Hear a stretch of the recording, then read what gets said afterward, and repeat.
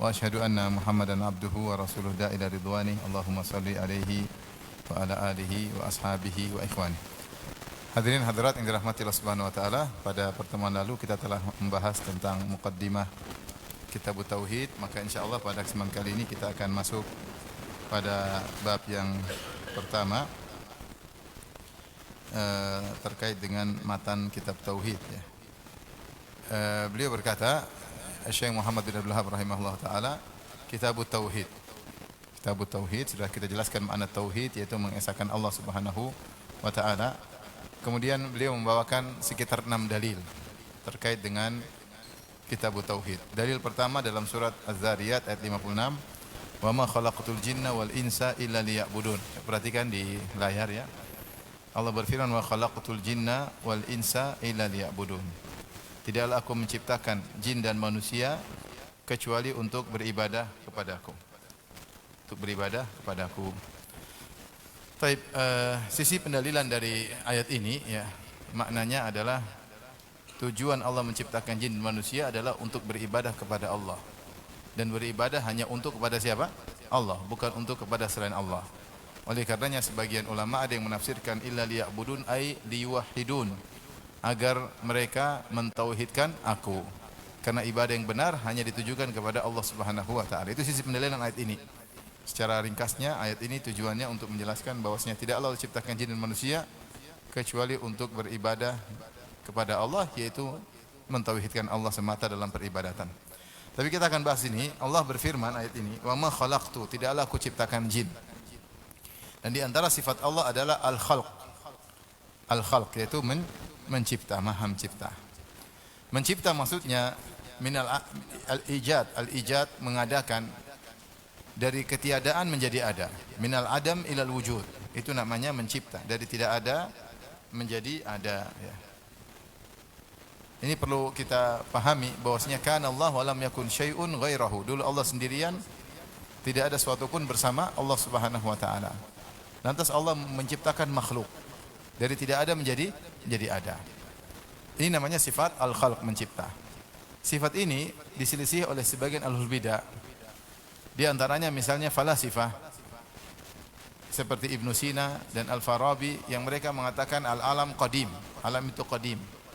Alam itu azali, tidak didahului dari ketiadaan. Dan ini saya bahas dalam syarah kitab Al-Qidah wal Hujjah mereka. Kenapa? Karena Ibnu Sina dan Al-Farabi terpengaruh dengan Plato dan Aristoteles dan Plotinus, yaitu para filsuf Yunani. Mereka semua berpendapat bahwasanya alam itu adalah qadim, azali, bukan diciptakan dari ketiadaan menjadi ada.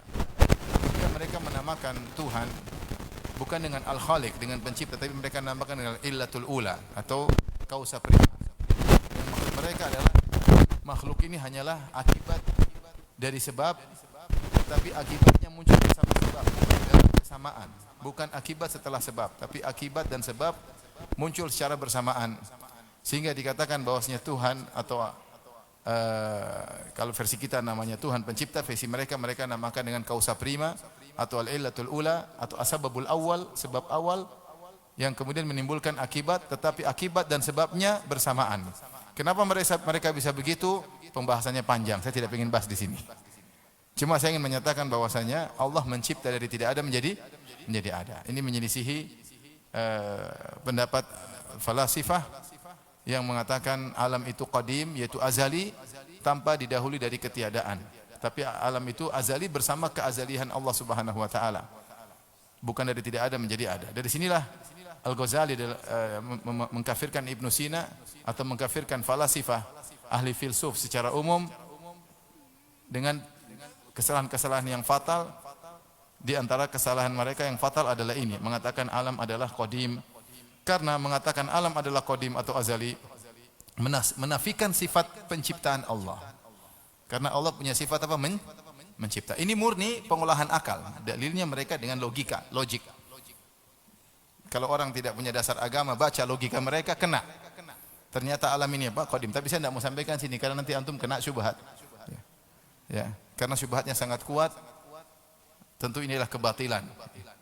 Kita tahu bahwasanya Allah Maha Esa, dulu Allah sendirian tanpa makhluk, tidak satupun makhluk yang bersama Allah. Kemudian Allah menciptakan makhluk dari tidak ada menjadi ada. Makanya Allah adalah Khalik, selain Allah namanya makhluk, tercipta dari tidak ada menjadi ada. Paham? Dan di antara makhluk yang Allah ciptakan adalah jin dan manusia. Makanya Allah berkata, "Wa ma khalaqtul jinna wal insa." Secara urutan yang diciptakan pertama kali adalah malaikat. Dalam hadis kata Nabi sallallahu alaihi wasallam, "Khuliqatil malaikatu min nur," bahwasanya malaikat diciptakan dari cahaya. Wa khuliqatil jan min marijin min nar. Wa khuliqal jan min marijin min nar. Adapun jin diciptakan dari nyala api. Wa khuliqa Adam, dan khuliqa Adam mimma wusifa lakum. Adapun Adam diciptakan sebagaimana yang disifatkan bagi kalian dalam Al-Qur'an, itu dari tanah liat, kemudian dibiarkan, kemudian menjadi tembikar, kemudian ditiupkan ruh, maka jadilah Nabi Adam alaihissalam. Maka secara urutan malaikat dulu, baru jin, baru manusia. Oleh karenanya iblis ada dulu sebelum Adam. Kata Allah Subhanahu wa taala, wal janna khalaqnahu min qablu min naris samum. Kami menciptakan manusia, dan sebelum manusia kami menciptakan jin dari nyala api yang panas. Dari nyala api yang panas, menunjukkan bahwasanya jin diciptakan terlebih dahulu baru kemudian manusia. Namun ini disebutkan jin dan manusia, tidak disebutkan malaikat, karena perhatikan sini, saya bahas ini karena makhluk Allah ada dua model. Ada yang selalu taat, ada yang tidak selalu taat, yaitu jin dan manusia. Dan ada yang selalu taat, itu malah malaikat. Oleh karenanya yang dibebani oleh perintah dan larangan, kemudian akan muncul taat dan tidak taat, adalah jin dan manusia. Maka mereka itulah yang kemudian ada hukuman surga atau neraka. Adapun malaikat, mereka diperintah dengan beban-beban perintah, tapi mereka majbulun ala ta'ah. Mereka tidak pernah melanggar, tidak pernah membantah. Dari sananya Allah sudah ciptakan untuk taat, Makanya Allah muji malaikat. Allah mengatakan, ya, wa yaf'aluna ma yu'marun. Ya, mereka mengerjakan apa yang diperintahkan kepada mereka. Ya.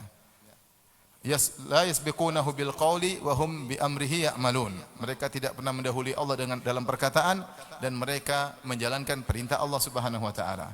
La ya'sunallaha ma amarahum. Mereka tidak pernah membangkang terhadap apa yang Allah perintahkan kepada mereka. Itu malaikat. Allah muji ibadah mereka. Yusabbihuna al-laila wan nahara la yafturun. Mereka bertasbih kepada Allah siang dan malam. Mereka salat siang dan malam, tidak pernah letih, tidak pernah capek. Tidak seperti kita manusia ada capeknya.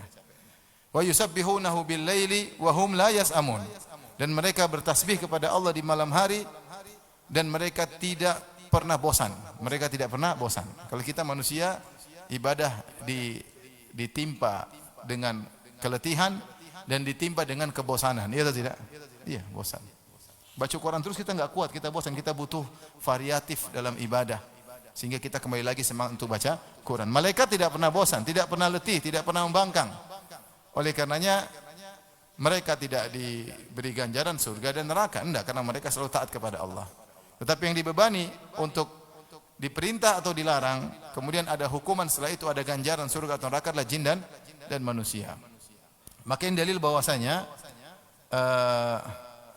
bukan cuma jin dan bukan cuma manusia yang diperintahkan untuk bertauhid, jin juga diperintahkan untuk bertauhid.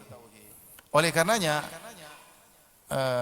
sebagaimana manusia bermacam-macam, ada yang bertauhid, ada yang musyrik, jin pun demikian. Jin pun demikian. Wa anna minnal muslimuna, ya, wa minna duna zalik, ya.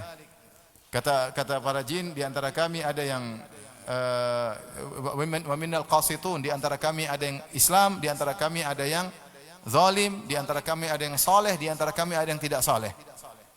Wa anna minna salihuna wa minna duna dzalik kunna tara'iqa qidada. Kami ini bermacam-macam, ada yang saleh, ada yang enggak saleh, dan kami kunna tara'iqa qidada, kami bermacam-macam tariqat, berbagai macam-macam model. Makanya ada jin Nasrani, ada jin Buddha, ada jin Hindu, ada jin Sunnah, ada jin Syiah. Ibnu Katsir menyebutkan dari Al-A'mash. Al-A'mash salah seorang perawi hadis terkenal. Dia pernah bertanya kepada jin, dia tanya, famar rafidhatu fikum, wahai jin, Ada jin Rafidah di antara kalian? Ada. Bagaimana jin Rafidah di antara kalian? Kata jin tersebut, syarruna. Ini jin paling buruk, jin Rafidah. Jin sunnah yang bicara. Jadi jin bermacam-macam ya. Jin macam-macam. Saya dulu pernah ketemu dengan seorang di Saudi, dia pekerja operator di perusahaan besar di Saudi.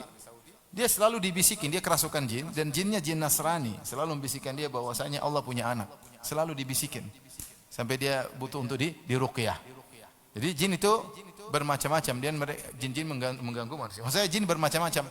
Oleh karenanya bukan cuma manusia yang mau surga dan neraka, jin juga mau surga dan neraka. Allah berfirman, "Walaqad dzara'na li jahannama katsiran minal jinni wal insi lahum qulubun la yafqahuna biha wa lahum a'yunun la yubsiruna biha wa lahum adhanun la yasma'una biha ulaika kal an'ami bal hum adall." Sungguh kami telah memenuhi neraka jahanam dengan banyak jin dan manusia.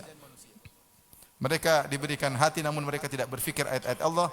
Mereka diberikan mata, mereka tidak digunakan untuk memandang ayat Allah, dan mereka diberi telinga, mereka tidak gunakan untuk mendengar ayat-ayat Allah. Ulaika kal an'am, mereka itu seperti binatang ternak. Bal hum adall, bahkan mereka lebih hina daripada hewan ternak. Jadi jin dan manusia ada yang masuk neraka. Taib, manusia juga ada yang masuk surga. Apakah ada jin masuk surga? Khilaf di kalangan para ulama. Apakah ada jin masuk surga? Khilaf di kalangan para ulama. Kalau jin masuk neraka sepakat ada nasnya. Tetapi jin masuk surga tidak ada nas tegas bahwasanya jin masuk surga. Terjadi khilaf di kalangan para ulama, dan yang benar sebagaimana jin ada yang masuk neraka seperti manusia masuk neraka, maka jin juga ada yang masuk surga sebagaimana manusia ada juga yang masuk surga. Dalilnya dalam surat Ar-Rahman. Allah mengatakan di surat Ar-Rahman, "Ya ma'syaral jinni man istata'a minkum." Ya ma'syaral jinni wal insi. Man istata'a minkum an tanfu man istata'a gimana ayatnya?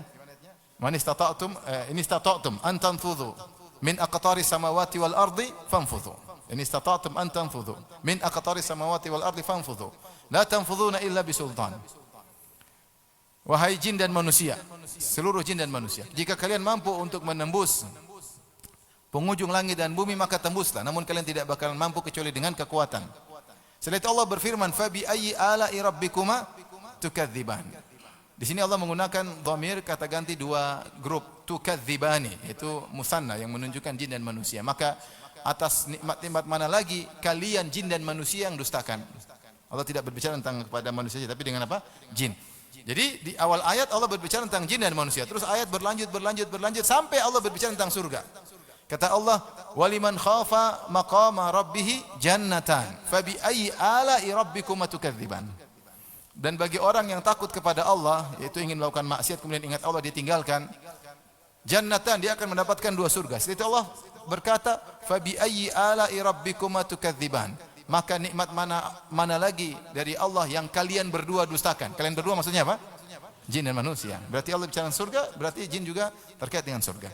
Sampai ketika Allah sebut tentang bidadari, Allah berkata, "Fihinna qasiratut tarfi, lam yatamithunna insun qablahum wala jan." Di surga ada bidadari yang tidak pernah menundukkan pandangan, tidak pernah lihat laki-laki kecuali suaminya di surga.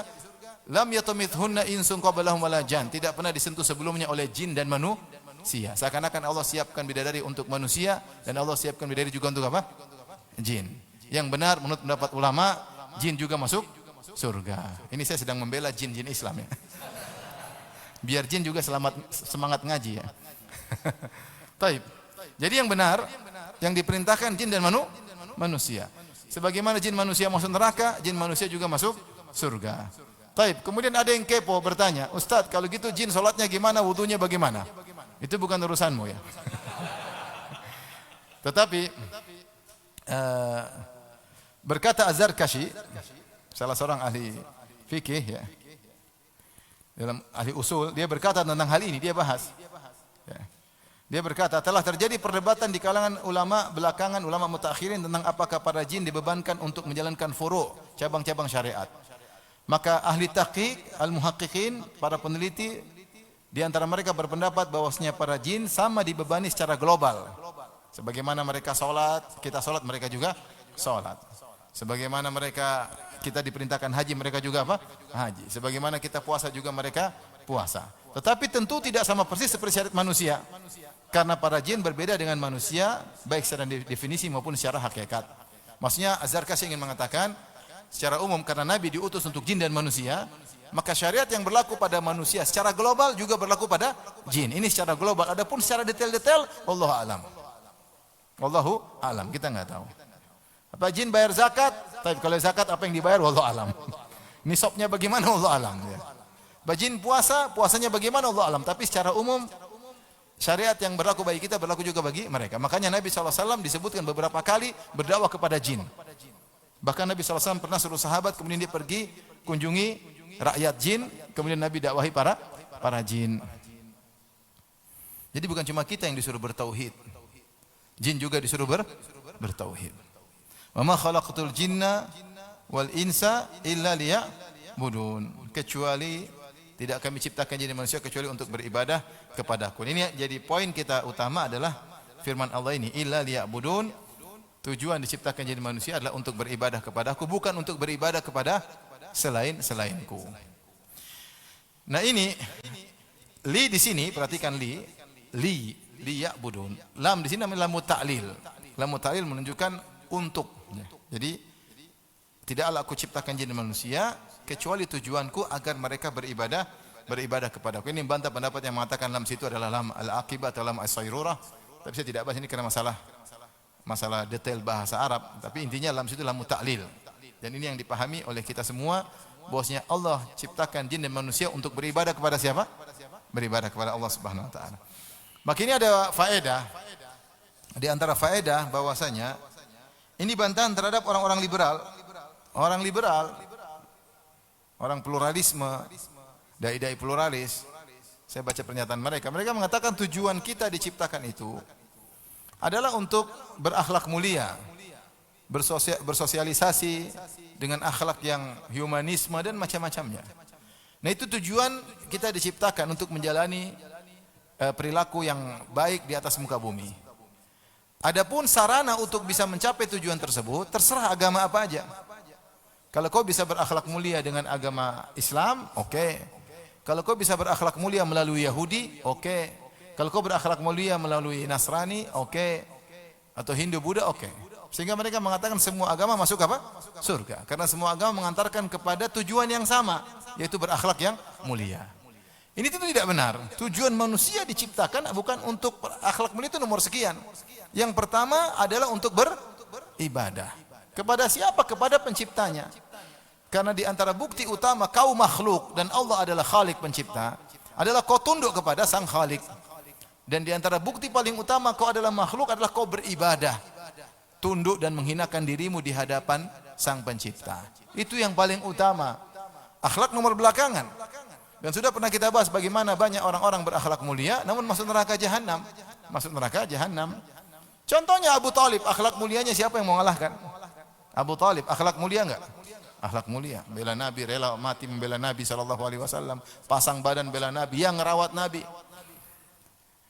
Tetapi dalam akhlak mulianya dia mati dalam kondisi musyrik, maka masuk neraka. Contohnya Amr bin Luhai al-Khuzai. Amr bin Luhai al-Khuzai yang kata Rasulullah SAW, "Ra'aitu Amr bin Luhai al-Khuzai yajurru qasbahu finnar." Aku melihat Amr bin Luhai al-Khuzai menggeret ususnya di neraka jahanam. Siapa dia? Kalau antum baca biografinya disebutkan oleh Ibnu Katsir dalam kitabnya Al-Bidayah wan Nihayah, orang yang sangat dermawan. Kalau udah musim haji, dia sering menyembelih onta dibagikan gratis kepada jemaah haji. Tetapi dia yang pertama kali li'annahu awwalu man sayyaba sawaib. Dia yang pertama kali mengkeramatkan onta-onta. Dia yang pertama kali mempersembahkan onta-onta, hewan-hewan kepada berhala. Dia yang pertama kali mengimport kesyirikan dari Syam menuju kota Mekah. Akhirnya orang-orang semua ikut-ikutan syirik gara-gara dia. Akhlaknya sangat mulia. Dia pemimpin yang ditaati, pemimpin yang disegani, tapi masuk neraka jahanam. Paham? Kenapa? Dia berbuat syirik kepada Allah Subhanahu wa taala. Abdullah bin Juda'an yang merupakan At-Taimi, saudaranya Abu Bakar, dari kerabatnya Abu Bakar, kerabatnya Aisyah radhiyallahu taala anha, sama-sama dari Bani Taim, dari Quraisy. Maka Aisyah pernah berkata, "Ya Rasulullah," dalam Sahih Muslim, Abdullah bin Juda'an. Bagaimana Abdullah bin Juda'an? Karena yasilur rahim, dia dulu sangat baik, suka menyambung silaturahmi. Karena yakrid dhaif, suka menjamu tamu. Karena yut'imu ta'am, suka memberi makan makanan kepada fakir miskin. Bahkan Nabi SAW mengatakan, laqad hadartul hilfan, itu hilful fudul. Waqad syahidtu hilful fudul, saya pernah menghadiri hilful fudul di rumah Ibnu Jud'an. Ini orang terkenal dulu waktu di zaman masih jahiliyah, ada seorang dari Yaman, dari Zabidi atau Zubaidi, dia menjual barang kepada Wa'il As-Sahmi. Ya. Wa'il As-Sahmi kemudian tidak dibayar, ini Quraisy. Ketika tidak dibayar maka dia pun naik ke atas bukit, kemudian dia teriak minta ditolong. Akhirnya orang-orang Quraisy yang lain berkumpul. Berkumpul di mana? Rumahnya Abdullah bin Jud'an untuk menolong orang tersebut. Dan Rasulullah bangga, saya dulu pernah menghadiri perkumpulan untuk membela orang yang dizalimi. Di rumahnya siapa? Abdullah bin Jud'an. Jadi orang sangat baik. Maka Aisyah bertanya kepada Nabi, ya Rasulullah, bagaimana dengan dia? Dia dulu begini. Apakah bermanfaat kebaikannya? Kata Nabi, la, tidak bermanfaat. Lam yakul yauman qat rabbi ghfirli khati'ati yaumiddin. Rabbi ghfirli khati'ati yaumiddin. Dia tidak pernah ngomong sekalipun, ya Allah ampunilah dosaku pada hari kiamat kelak. Maka kebaikannya orang-orang baik ini dibalas di dunia. Dijelaskan dalam hadis yang sahih, orang-orang kafir kalau berbuat baik, Allah balas di dunia. Allah balas di dunia. Tapi di akhirat enggak, masuk neraka.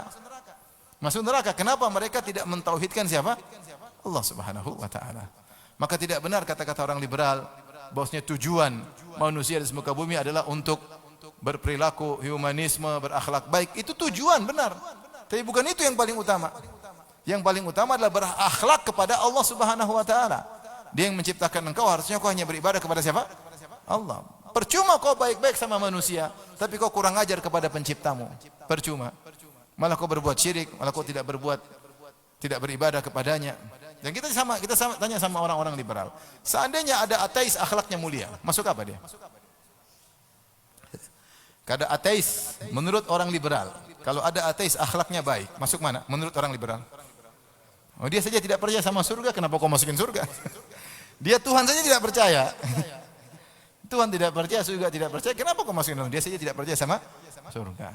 Jadi penting untuk kita ketahui bahwasanya tujuan kita paling utama adalah beribadah kepada Allah dan mentauhidkan Allah Subhanahu wa taala. Maka di sini kita nampak bahwasanya tauhid adalah perkara yang sangat agung karena dia adalah tujuan utama kita diciptakan oleh Allah Subhanahu wa taala.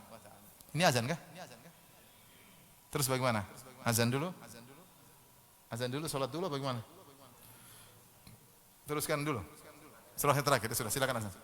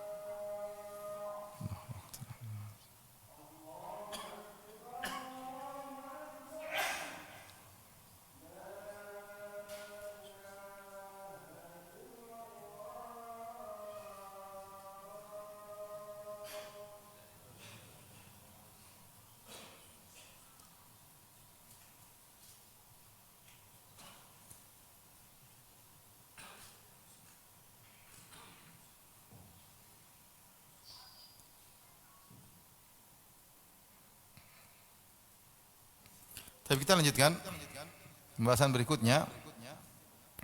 Allah mengatakan, "Wa ma khalaqtul jinna wal insa illa liya'budun." Tidaklah kuciptakan jin manusia kecuali untuk beribadah kepadaku. Apa makna definisi ibadah? Ibadah, perhatikan, secara bahasa, al-ibadah diambil dari at-tadhallul, ya, dan al-khudu'. At-tadhallul maksudnya menghinakan diri, merendahkan diri. Al-khudu' maksudnya tunduk. Al-khudu' ini sebagai bukti seorang adalah makhluk dari ciptaan sang pencipta, maka dia tunduk kepada sang pencipta. Maka dia melakukan suatu kegiatan yang menunjukkan dia adalah makhluk, yaitu dengan tunduk dan merendah dan menghinakan diri di hadapan sang pencipta. Makanya dikatakan al-abdul mamluk, budak sahaya, yaitu budak yang tunduk yang dikuasai oleh majikannya. Kemudian dalam bahasa Arab disebut at-tariqul mu'abbad, jalan yang sudah ditundukkan. Sampai sekarang masih digunakan. Kalau saya pergi ke safar ke Arab Saudi, saya sering tanya, bagaimana jalan? Tariq mu'abbad, apakah jalannya bisa ditempuh? Sudah diaspal, sudah diratakan, atau belum bisa ditempuh dengan mobil? Mereka masih menggunakan istilah tariqun mu'abbad. Itu tariq, jalan yang sudah diratakan, sudah bisa dilewati dengan kendaraan. Mereka istilahkan dengan tariq mu'abbad. Itu yang sudah ditundukkan, dihinakan, bisa diinjak, bisa dilewati. Sehingga secara bahasa yang dimaksud dengan ibadah maksudnya menghinakan diri dan merendahkan diri dan tunduk kepada Allah Subhanahu wa taala. Tapi itu secara bahasa. Adapun secara terminologi, secara istilah, maka ada dua tinjauan.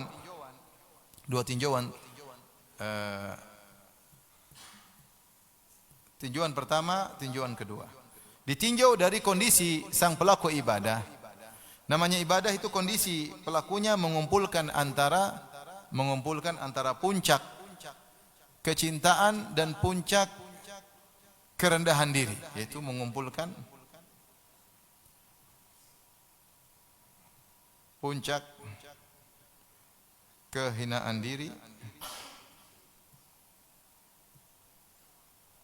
ketundukan, dan pengagungan kecintaan. Ibn Taimiyah rahimahullah berkata tentang ibadah terkait dengan sang pelaku, ismun yajma'u kamaladzulli wa nihayatahu, atau nihayatahu. Ibadah adalah nama yang mengumpulkan puncak kehinaan, kemudian wa kamalal hubbi lillah wa nihayatahu, juga mengumpulkan puncak kecintaan. Fal hubbul khaliyyu an dhullin wa dhullu al khaliyyu an hubbin la yakunu ibadah. Adapun cuma tunduk tapi tidak cinta, tidak ada pengagungan, tidak ada penghormatan, atau mengagungkan tapi tidak ada ketundukan, maka itu bukan apa? Ibadah. Ibadah itu dikumpulkan antara pengagungan dan ketundukan, maka dikatakan dia sedang beribadah. Itu nama ibadah yang sungguhnya. Adapun cuma pengagungan tanpa ada ketundukan bukan ibadah. Ketundukan tanpa pengagungan juga bukan apa? Bukan ibadah. Bukan ibadah. Ini ditinjau dari pelakunya. Taib. Ditinjau dari macam-macamnya ibadah, ini ditinjau dari sisi atau macam-macam ibadah. Maka Ibnu Taimiyah berkata, ismun jami'un likulli ma yuhibbuhullah wa yardah min al-aqwali wal a'mal al-batina wal zahira. Yaitu nama yang mencakup seluruh perbuatan seluruh perkara yang dicintai oleh Allah dan diridhai oleh Allah, baik perkataan yang dicintai oleh Allah maupun perbuatan yang dicintai oleh Allah, baik yang zahir maupun yang batin. Itu semuanya apa? Ibadah. Maka ibadah luas, ya. Salat dicintai oleh Allah tidak? Maka itu ibadah, ya. Dilakukan dengan ketundukan dan pengagungan. Puasa ibadah atau bukan? Ibadah. Dicintai, dilakukan dengan pendudukan dan pengagungan, maka itu namanya ibadah, ya. Seorang ketika berinfak kepada orang lain karena tunduk kepada Allah, karena mencintai Allah, dia lebih cinta kepada Allah dari hartanya, maka dia infakkan. Ibadah atau bukan? Ibadah. Maka ibadah itu mencakup banyak perkara. Sehingga dalam hidup ini kita bisa beribadah kepada Allah Subhanahu wa taala. Nanti yang kita jelaskan. Jadi ibadah itu mencakup seluruh perkara yang dicintai dan diridhai oleh Allah, baik yang zahir maupun yang batin. Ada amalan zahir, ada amalan batin, banyak sekali ibadah. Tawakal, husnudzon, berbaik sangka, tidak hasad, ridha, sabar, banyak sekali amalan hati. Yakin, ya. Ini semua amalan hati, Allah tahu. Seorang melakukannya karena Allah dapat pahala. Ikhlas.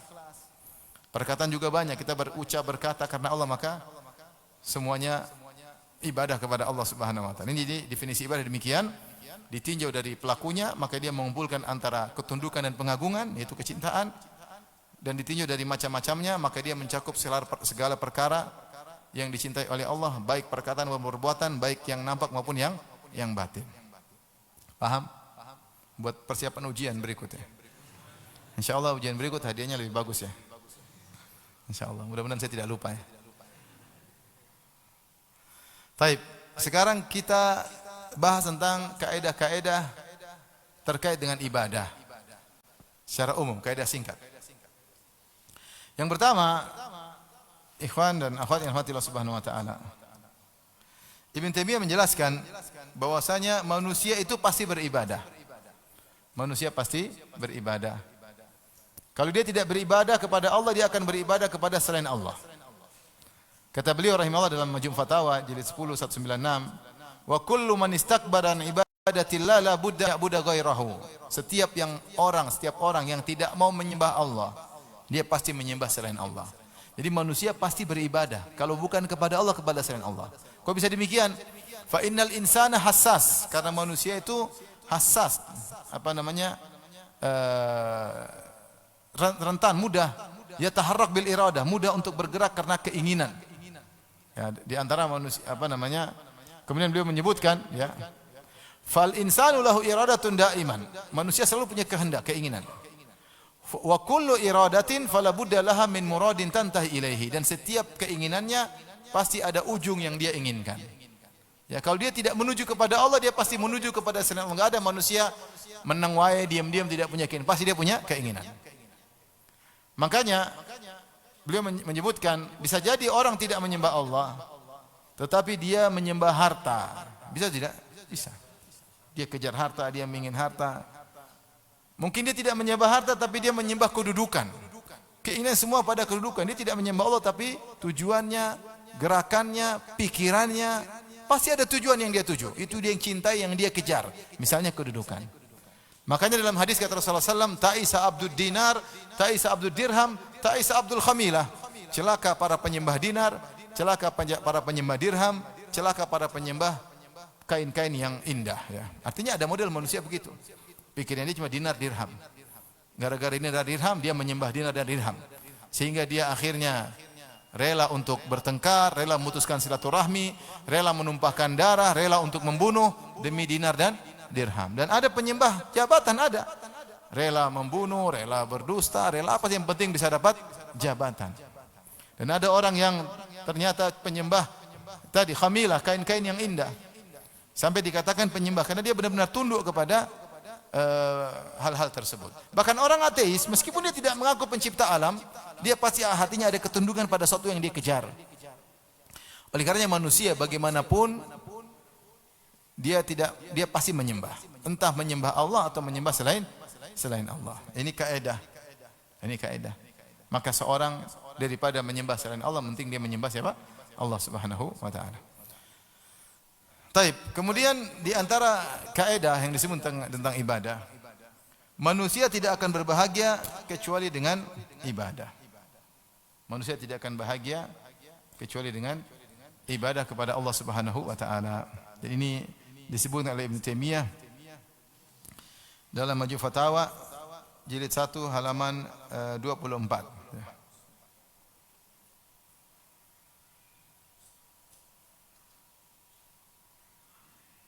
Kata beliau rahimahullah, "I'lam anna faqral 'abdi ila Allah an ya'budallaha la yusyriku bihi syai'an, laisa lahu nadhirun fayuqasu bihi." Ketahuilah bahwasanya kebutuhan hamba untuk beribadah kepada Allah, untuk bertauhid kepadanya, tidak berbuat syirik kepadanya, kebutuhan tersebut tidak bisa dianalogikan dengan kebutuhan yang lain. Artinya manusia butuh kepada tubuh, butuh kepada makanan, minuman, tapi kebutuhan ruh dan jiwa kepada peribadatan lebih agung daripada itu. Ya. Kemudian beliau beliau mengatakan bahwasanya segala kebahagiaan kembali kepada Allah Subhanahu wa taala.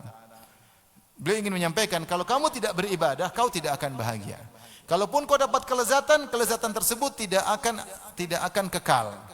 Karena orang yang tidak menggantungkan hatinya kepada Allah, dia tidak akan bahagia. Beda antara kelezatan dengan apa? Kebahagiaan. Kebahagiaan tempatnya di hati. Kapan kau bisa bahagia? Ketika kau beribadah kepada Allah. Tanya orang-orang yang dekat sama Allah, mereka akan merasa bahagia. Apapun kondisi ekonominya, mereka akan bahagia. Semakin jauh dari Allah, semakin susah untuk bahagia. Makanya sering bilang, bahagia itu mudah. Bangun malam, kemudian sholat tahajud sama istri, bahagia. Benar, bangun malam, sholat tahajud sama istri, kemudian berdoa, menangis sama istri, besok bahagia. Besok bahagia. Bahagia itu mudah. Orang sibuk cari kebahagiaan, nonton medsos, ambil Al-Quran, baca setengah jam, pasti hatimu berubah, pasti. Pasti lebih bahagia, pasti lebih tentram. Pasti, bukan nanti, pasti saat itu juga. Tapi kalau kau nonton medsos, berita macam-macam 1 jam, pasti hatimu berubah, pasti lebih menderita. Pasti. Jengkellah, sedihlah, marahlah, ngamuklah, suuzonlah, mencak-mencaklah, macam-macam. Ya enggak? Maka ini kaidah. Kalau Anda ingin bahagia, perbanyak ibadah kepada Allah. Bukan berarti melalaikan yang lainnya, enggak. Tapi kedekatan kita kepada Allah, karena kebahagiaan itu berada di tangan Allah. Ibnu Taimiyah bikin kaidah, enggak mungkin kau bahagia kecuali kau beribadah kepada Allah Subhanahu wa taala. Ini kaidah. Taib, di antara kaidah, semakin seorang beribadah kepada Allah, maka dia semakin mulia di sisi Allah Subhanahu wa taala.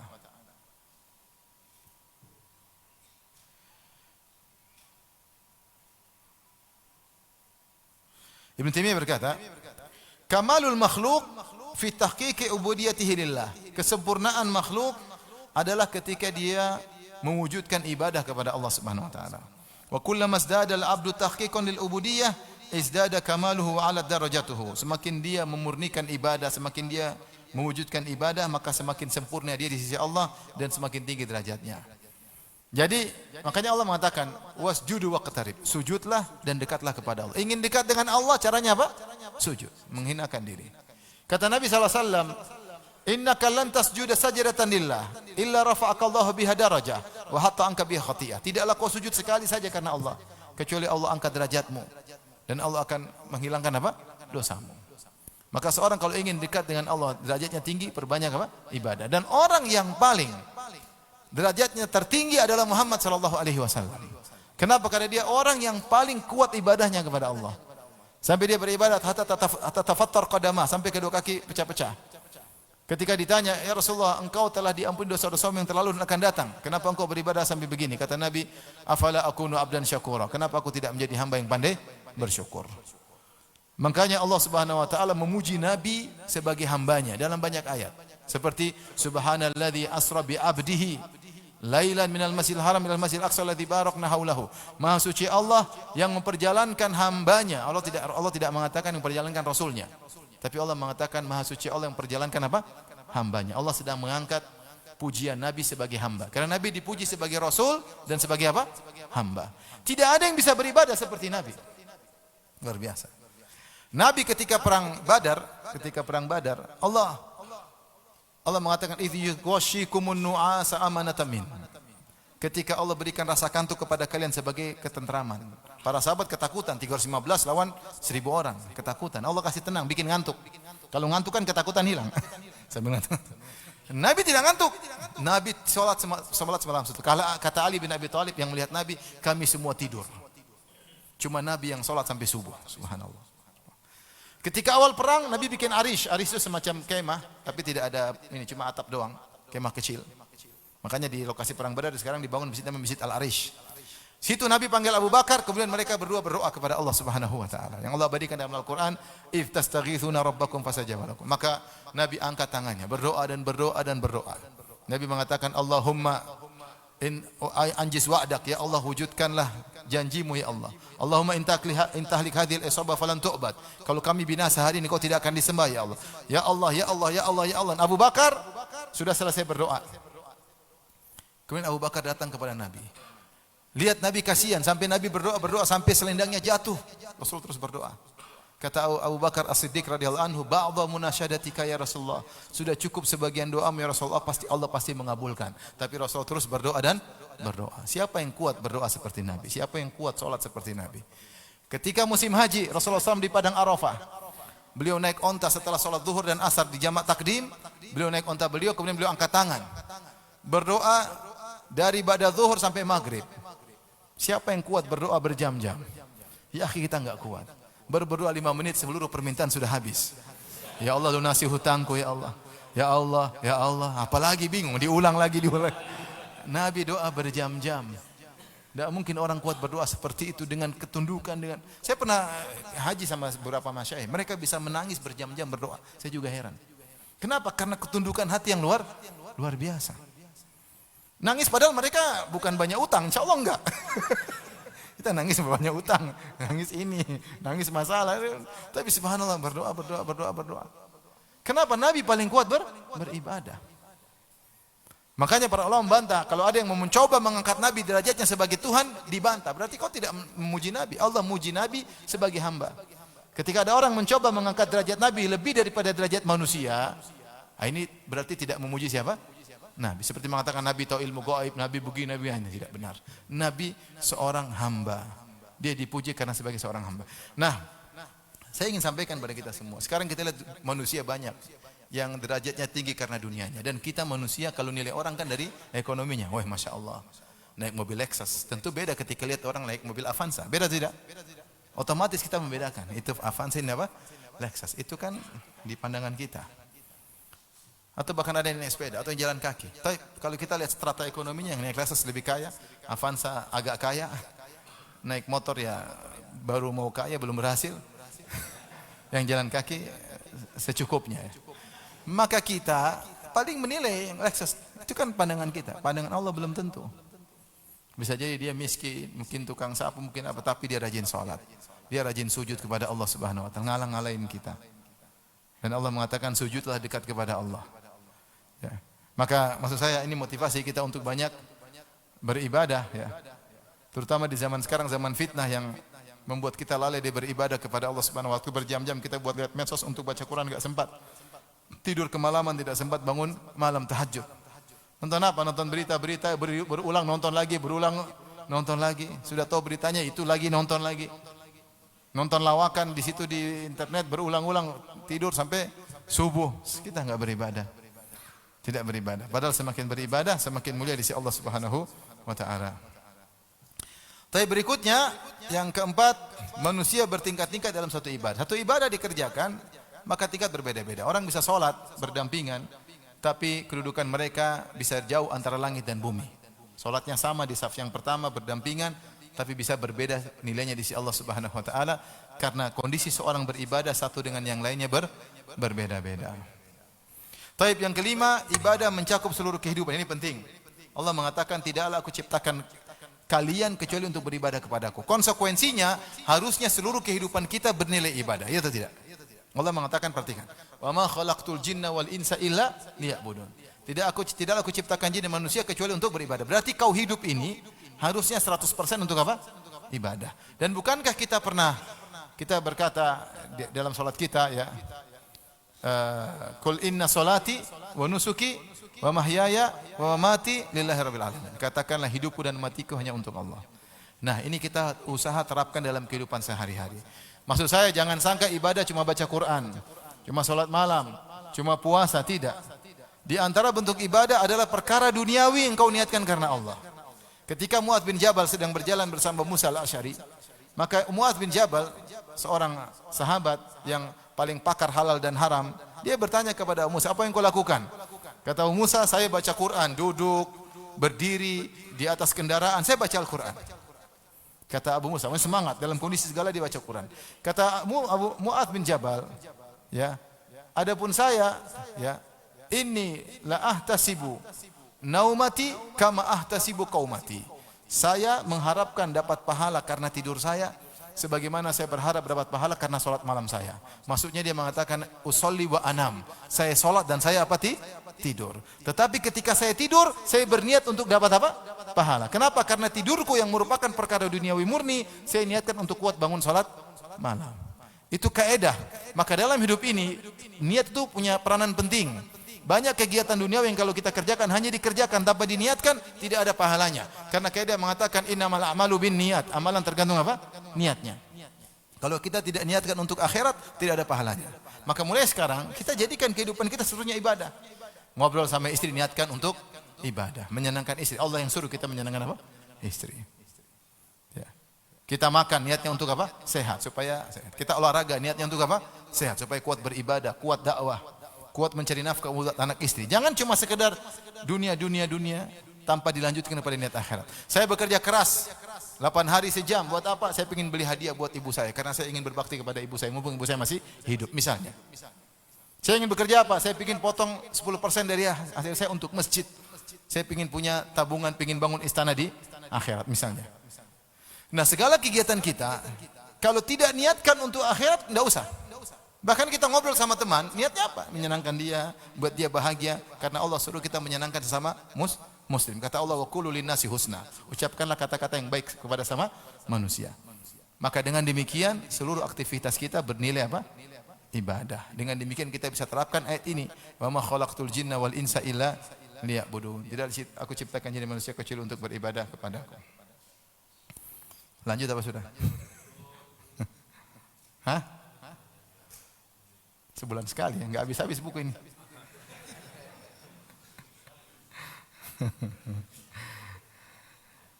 Baik, kita lanjut ya. Lanjut ya. Ya. Ayat yang kedua. Perhatikan. Ini dalil pertama. Sekarang dalil kedua.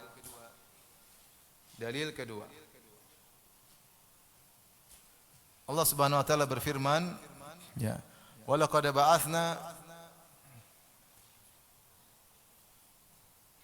fi kulli ummatin rasulan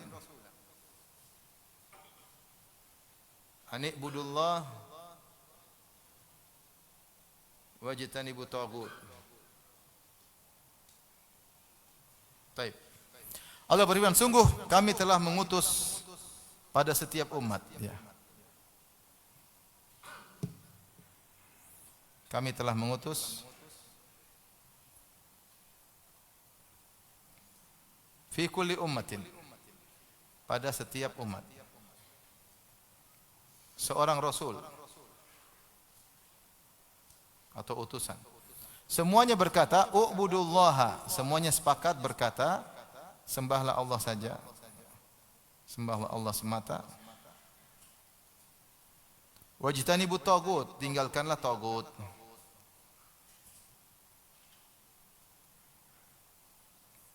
Awi tagutlah kullu ma ubida min ghairillah, semua yang disembah selain Allah. Selain Allah. Terkadang ada yang ridha, terkadang ada yang tidak ridha. Kalau yang ridha maka tidak dikatakan tagut tapi ditagutkan oleh manusia. Tapi yang disembah selain Allah, ada yang ridha disembah. Ada yang tidak ridha. Yang ridho misalnya apa? Syaitan. Yang tidak ridho banyak. Seperti apa? Nabi Isa. Contoh siapa? Orang-orang soleh.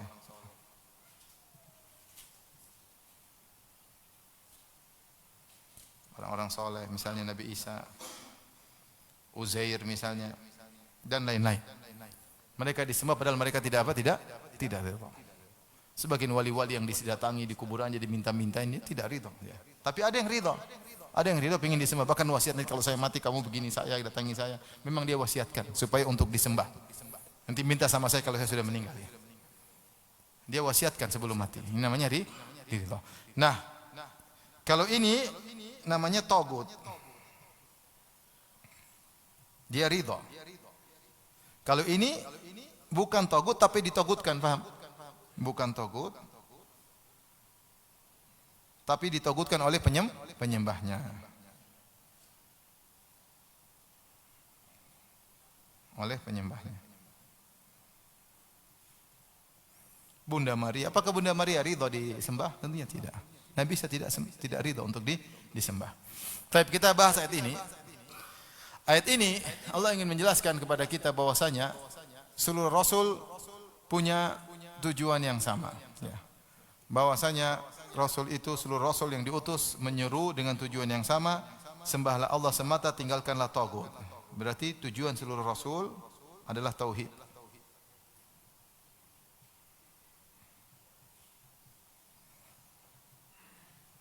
Makanya dalam hadis kata Rasulullah SAW, al-anbiya'u ikhwatun min allad.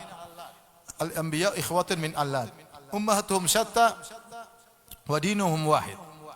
Kata Nabi, para nabi seluruhnya, yaitu Nabi Muhammad dan seluruh saudara-saudaranya dari kalangan para nabi, seperti abnaun min allat. Abnaun min allat maksudnya satu ibu, satu bapak lain ibu. Kami bersaudara, saudara sebapak, tapi lain apa? Ibu. Ummahatuhum syatta, ibu mereka berbeda, tapi bapaknya satu. Seluruh para ahli hadis menafsirkan hadis ini maksudnya, seluruh para nabi menyuruh kepada tauhid. Meskipun syariatnya berbeda-beda. Di kullin ja'alna minkum syir'atan wa minhaja. Masing-masing kalian ada syariatnya sendiri, ada minhajnya sendiri. Tetapi untuk konten tauhid maka semuanya apa? Sama. Wa ila samuda akhahum salihah. Qala ya qaumi ibudullaha ma lakum min ilahin ghairuh. Kepada kaum Samud kami kirim saudara mereka Saleh.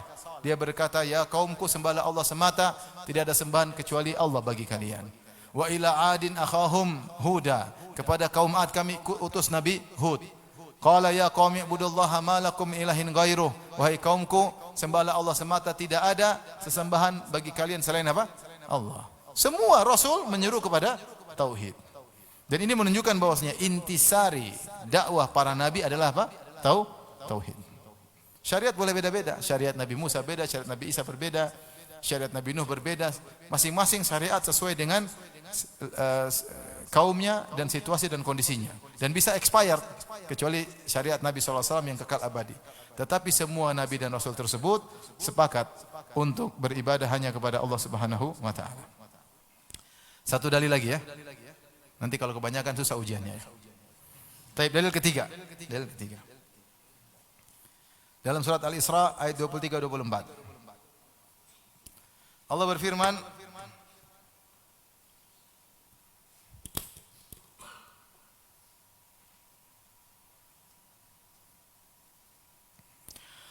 wa qadha rabbuka alla ta'budu illa iyyahu wa bil walidaini ihsana. Sungguhnya Rabb kalian, Rabbmu telah memutuskan atau menetapkan alla ta'budu illa iyyah. Kalian tidak boleh menyembah kecuali hanya kepada Allah semata, itu tauhid. Wa bil walidaini ihsana, dan berbaktilah kepada kedua orang tuamu. Imma yablughanna indakal kibara ahaduhuma aw kilahuma fala taqul lahumu uffin wala tanharhuma. Kalau keduanya sudah mencapai masa tua, salah satunya atau dua-duanya, maka jangan berkata ah. Wala tanharhuma, apalagi membentak mereka. Wa qul lahumu qawlan karima, tapi ucapkanlah kepada mereka berdua dengan kata-kata yang baik. Wakhfid lahuma janahadh dhulli minar rahmah, rendahkanlah sayapmu di hadapan mereka dengan penuh kasih sayang. Yaitu tundukkanlah keangkuhanmu, rendahkan karena kasih sayang kepada mereka berdua. Wa qur rabbirhamhuma kama rabbayani shaghira. Dan ucapkanlah doa, ya Allah rahmatilah mereka berdua sebagaimana mereka berdua telah menyayangiku, merawatku ketika aku masih kecil. Taib. Ayat ini maksudnya adalah di bagian penggalan yang pertama. Wa qadha rabbuka alla ta'budu illa iyyah. Ya. Jadi alla ta'budu illa iyyah. Jangan beribadah kecuali hanya kepada Allah. Kepadanya. Ini makna sama seperti la ilaha illallah. Maknanya sama. Tidak ada bedanya. Selalu ada nafyu, ada isbat. Ini namanya nafyu. An-nafyu itu penafian. Kemudian namanya al-isbat. Itu penetapan. Yaitu menafikan seluruh sembahan selain Allah dan menetapkan peribadatan hanya kepada Allah Subhanahu wa Ta'ala. Maka tidak boleh beribadah dengan bentuk ibadah apapun kecuali hanya kepada Allah. Kalau kita belajar usul fikih, kita tahu bahwasanya firman Allah, Allah ta'budu, janganlah kalian menyembah, yaitu ibadah bentuk apapun. Ini umum. Ibadah dalam bentuk apapun. Tidak boleh kalian serahkan kepada selain Allah. Dan ibadah itu banyak modelnya. Contoh ibadah banyak. Contoh ibadah apa aja? Contoh apa? Doa. Terus apa? Menyembelih. Apa lagi? Nazar. Terus apa? Sujud. Apa lagi? Bertawakal. Ini kalau ibadah hati. Ya. Apa? Enggak. Intinya seperti itu. Ini diantara bentuk-bentuk ibadah. Enggak boleh kita serahkan kecuali hanya kepada Allah Subhanahu wa taala. Ini contoh. Maka la ta'budu illa iyyah, janganlah kalian beribadah kecuali hanya kepada Allah, mencakup seluruh ibadah. Jangan sampai seorang salat, dia salat kepada Allah tapi ketika doa kepada selain Allah, maka dia telah melakukan kesyirikan. Setelah itu Allah sambung ayat tersebut terkait dengan berbakti kepada orang tua, ya. Kata Allah, wa bil walidaini ihsana, dan berbaktilah kepada kedua orang tua dengan sebakti-baktinya. Ya. Ya. Ihsanan, kalau kita belajar bahasa Arab, maka i'rabnya adalah maf'ul mutlaq, yaitu takdirnya wa ahsinu bil walidaini ihsanan. Yaitu berbaktilah kepada kedua orang tuamu dengan sebakti-baktinya. Kau boleh berbuat baik sama orang secara umum, tapi kalau orang tua harus maksimal, harus apa? Optimal. Makanya Allah mengatakan ihsanan, maksudnya untuk taukid, penekanan. Kalau kepada orang tua, berbaktilah dengan semaksimal mungkin. Karena berbakti kepada orang tua lebih afdal daripada jihad. Kau bisa bayangkan bagaimana sulitnya berjihad. Mengorbankan jiwa raga, perjalanan jauh, di bawah terik matahari, ketakutan menghadapi musuh. Itu masih kalah dengan berbakti kepada kedua orang tua. Masih kalah. Makanya subhanallah, kita kadang lupa bahwasanya orang tua punya jasa. Makanya dalam Al-Quran Allah sebut tentang ibu, ya. Wahnan ala wahnin, ibu mengandungmu dari kelemahan di atas kelemahan. Wa wada'tu kurhan, melahirkan dalam kondisi tidak menyenangkan, mengandungnya dalam kondisi tidak apa? Menyenangkan. Allah sering sebutkan tentang apa? Masalah ibu yang menyusui, yang merawat ibu. Kenapa? Karena kebaikan ibu ini kita tidak ingat. Waktu kita dalam perut ibu, kita ingat enggak? Kita enggak ingat. Waktu kita disusuin ibu, kita ingat enggak? Enggak, kita enggak tahu. Ketika keluar dari perut ibu, kita pun tidak ingat. Sehingga kebaikan ini Allah sebutkan, kali ini kebaikan yang potensi untuk dilupakan. Beda dengan kebaikan ayah. Ayah kita lihat dia pergi cari uang bolak-balik. Kebaikan ibu yang sekarang, yang kita lihat sekarang, itu jauh kalah dengan kebaikan yang terkait dengan kandungan, melahirkan dan menyusui. Justru kebaikan yang paling top itu kita lupa. Karena kita tidak menghadir atau kita tidak ingat, masih kecil. Makanya Allah ingatkan. Makanya sebenarnya Allah mengatakan kenapa ibu sampai disebut 3 kali. Ibu. Karena ibu melakukan 3 hal yang tidak dilakukan oleh bapak. Yaitu ibu yang mengandung, ibu yang melahirkan, ibu yang menyusui. Ini luar biasa. Dan ini yang tidak kita ingat. Kita hanya lihat setelah besar ibu sayang sama kita, ibu suapin kita masih ingat. Tapi yang lebih hebat daripada itu tidak kita ingat. Kita baru sadar kalau dia punya istri. Kalau punya istri baru kita sadar ternyata. Saya kemarin nemani istri melahirkan. Ketika kontraksi sakitnya luar biasa. Sampai saya bilang sama perawat, "Sus, ini normal enggak ini?" Saya khawatir meninggal karena kesakitan luar biasa, ya. Anak pertama lahir dengan apa? Dengan normal, ya. Saya punya anak semuanya tidak normal. Semuanya dengan apa? Sesar. Yang baru normal baru satu ini. Kemudian saya temani sampai saya melahirkan. Saya bilang subhanallah, kalau ada anak kurang ajar sama orang tua, ini benar-benar brengsek. Dia hampir bunuh ibunya sendiri, kemudian dia besar, dia brengsek, berani bantah orang tua, ini anak paling kurang ajar. Makanya dosa paling besar setelah syirik durhaka kepada orang tua. Benar. Sampai ketika ada seorang menggendong ibunya, lagi tawaf. Tapi dia berkata, ana laha ba'iruhal mudhallalu. Aku adalah ontanya yang tunduk kepada ibuku. Dianggap dirinya seperti onta dengan senang menggendong ibunya. Sementara orang lain mungkin kalau gendong ibunya merasa berat. Sebagaimana onta yang suka lari-lari. Saya seperti onta yang tunduk, yang senang menggendong ibu saya. Senang ketika ditunggangi oleh tuannya. Saya seperti onta tersebut. Dia gendong ibunya dengan semangat, dengan senang, tawaf. Setelah itu dia bertanya kepada Ibnu Umar. Wahai Ibnu Umar, apakah perbuatan saya sudah membalas kebaikan ibu? Kata Ibnu Umar, satu kontraksi pun tidak. Subhanallah. Satu kontraksi pun tidak. Sakitnya luar biasa. Sakit. Saya bilang maaf, saya tidak pernah merasakan. Cuma saya lihat, ya Allah, kayak gitu. Maka mau saya kepada ikhwan yang masih punya orang tua, ya, cari pahala sebaik-baiknya. Terutama ketika orang tua kita sudah di masa jompo, ya, sudah masa tua. Berbakti sama orang tua secara umum pahalanya besar. Lebih besar lagi ketika mereka sudah jompo. Makanya Allah sebutkan secara spesifik, imma yablughanna indakal kibar. Kalau keduanya telah mencapai tua, Sudah jompo. Kenapa di masa tua kekuatan mereka semakin lemah, mereka semakin membutuhkan anak-anaknya. Kalau masa muda, orang tua masih segar, masih kesana kemari, masih jalan-jalan, kita berbakti saja dapat pahala.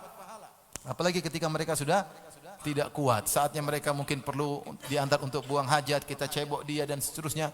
Ini pahalanya di puncak-puncak pahala. Maka cari kesempatan. Bodoh orang yang kemudian sibuk cari pahala di luar sementara ada orang tuanya sudah jompo, tidak dia urus. Itu bodoh, orang bodoh. Orang bodoh ini kesempatan besar lebih hebat daripada jihad fi sabilillah. Makanya ikhwan, kalau kita ada masalah sama orang tua, jangan pernah angkat suara. Orang tua bawa, iya bu, bukan begitu bu, iya bu, bukan begitu bu. Jangan dibantah. Kamu nggak tahu, lihat bagaimana mau bunuh orang tua ketika orang tua melahirkan. Taib. Allah mengatakan imma yablughanna indakal kibar, kalau mereka berdua sudah mencapai masa tua di sisimu. Dan ini isyarat kalau orang tua semakin tua jangan jauh-jauh dari orang tua. Jangan jauh-jauh orang tua. Berusaha rumah dekat dengan apa? Orang tua. Karena kebutuhan dia semakin mendesak, semakin sering. Kalau kita enggak hadir, mungkin istri kita, mungkin keluarga kita bisa telepon. Intinya jangan jauh-jauh. Dan orang tua kalau sudah tua pengen sering ketemu dengan apa? Anaknya. Orang tua itu kadang dia jaim, dia rindu sama anaknya, dia diam-diam aja padahal dia rindu. Dia mau telepon nak main, dia jaim. Iya enggak? Jaim. Tapi padahal dia rindu. Apalagi sudah masa tua. Saya ketemu seorang orang kafir, saya naik pesawat sama dia. Kaya raya, dia punya properti. Saya bilang, saya ngobrol-ngobrol, akhirnya kita bicara tentang kebahagiaan. Saya bilang, bagaimana Pak? Bahagia? Saya ingin cek. Dia bilang, saya bahagia, tetapi satu yang buat saya menderita. Anak-anak saya sekolahkan jadi orang sukses, tapi sekarang jauh dari saya. Tidak pernah kunjungi saya, enggak pernah. Semuanya sukses, tapi tidak dekat sama saya. Dia merasa menderita. Ternyata orang ketika sudah tua, dia ingin dekat dengan apa? Anak-anaknya. Apalagi kalau punya cucu dekat. Ini orang anaknya cuek. Kita lihat kemarin beberapa kisah. Orang sekolahkan anaknya luar negeri. Orang tuanya sakit, dia sibuk. Tidak mau kunjungi apa orang tua. Hiduplah mereka dengan gaya orang kafir. Orang kafir memang begitu. Cuek dengan orang tuanya. Dia bergaul sama anak-anak durhaka, jadilah dia durhaka seperti anak-anak tersebut. Cuek sama orang tuanya. Sampai ada orang menyesal sekolahkan anaknya keluar negeri karena berakhlak dengan akhlak orang kafir. Ya, yang dibimbing ada, yang bagus juga ada. Tapi kejadian seperti itu. Maka kalau sudah orang tua jompo, berusaha dekat dengan kita. Kata Allah Subhanahu wa taala, ya. Dan saya ingatkan ya ikhwan, orang tua itu punya harga diri, dia jaim. Antum kalau punya rezeki, berusaha kenali kebutuhan orang tua, enggak usah dia tanya. Antum kenali kebutuhannya apa. Enggak usah tanya, "Mak, saya belikan ini, Mak." Langsung belikan aja, enggak usah tanya-tanya. Abi saya belikan ini, Abi mau ini. Enggak usah tanya, langsung belikan aja. Kalau dia enggak mau, antum yang makan, paham?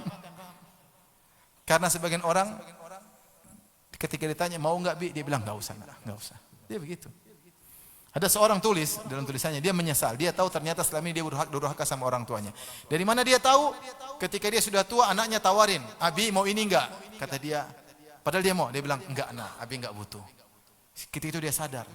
Ternyata saya butuh, tapi saya jaim. Tidak mau bilang saya butuh. Ternyata saya juga suka nawar orang tua saya dulu begitu. "Abi mau enggak?" Kata Abi enggak mau, ya sudah, berarti Abi enggak mau. Antum itu enggak usah tanya-tanya. Dulu orang tua kasih makan, tanya, "Mau ini enggak?" Mau ini, kasih makan aja kan. Ya udah, kenali kebutuhan orang tua, kasih, itu pahalanya luar biasa. Ya. Sampai kalau orang tua malu minta sama antum sudah kurang ajar, paham? Antum bagaimana jadikan suasana sampai orang tua enggak pekewo sama antum? Gimana? Kalau antum bisa seperti itu, antum hebat. Sampai orang tua kalau apa langsung, "Nak, Abi," dia enggak rasa malu sama sekali untuk minta tolong sama antum. Berarti antum sudah benar-benar tunjukkan antum anak berbakti. Tapi kalau orang tua masih pekewo, masih malu, masih enggak enak, itu berarti antum kurang luas terhadap orang tua. Tapi kita lanjutkan. Maka jangan kalau mereka sudah tua, jangan berkata uf. Uf itu adalah suatu kalimat, adna kalimatin litadhajjur. Kata yang paling ringan untuk menunjukkan kejengkelan. Jangan memperlihatkan muka jengkel di hadapan orang tua. Jangan mengatakan jangan. Berusaha untuk menahan diri. Wala tanharhuma, dan jangan bentak mereka berdua. Wa qul lahum qawlan karima, ucapkanlah perkataan yang baik. Kalau kita berbicara sama orang, kita pilih-pilih kata, apalagi kepada orang tua. Jangan asal ngomong. Jangan nyakiti hati mereka. Pilih kata-kata yang baik, yang menyenangkan hati mereka. Kalau kita bisa pandai menyenangkan kawan, menyenangkan atasan, orang tua lebih utama. Wakhfid lahum janahadz dzulli minar rahmah, rendahkanlah dirimu karena kasih sayang kepada orang tua dan senantiasa berdoa, Rabbirhamhuma, ya Allah rahmati mereka berdua sebagaimana mereka berdua merawatku sejak ketika masih kecil. Ya. Orang tua ngerawat kita dengan penuh semangat, dengan penuh kasih sayang, rela lapar demi kita, rela tidak tidur demi kita, ya. Kemudian sekarang kita bentak dia, kita marah dia, pelit sama dia. Orang tua dulu kalau pelit, coba bagaimana kita dulu? Misalnya anak kita masih kecil, mak beli susu mak, nggak usah ya, air putih aja ya. Kita kurus kerempeng mungkin. Orang tua dulu kalau pelit sama kita otak nggak berkembang, paham? Bahlul. Orang tua dulu dia nggak pernah perhitungan. Sekarang kita perhitungan sama orang tua. Kita balas kebaikan dengan apa? Keburukan. Demikian ikhwan dan akhwat yang rahmati Allah Subhanahu wa taala. Insyaallah kita lanjutkan pada kesempatan yang lain. Jangan lupa persiapkan diri untuk apa? Ujian ya. Ya, sabar. Menuntut ilmu itu butuh apa? Kesabaran. Di antara ibadah adalah menuntut apa? Menuntut ilmu. Perlu kesabaran. Tapi kalau ada yang bertanya saya persilahkan. Kalau tidak ada kita salat Isya. Silakan.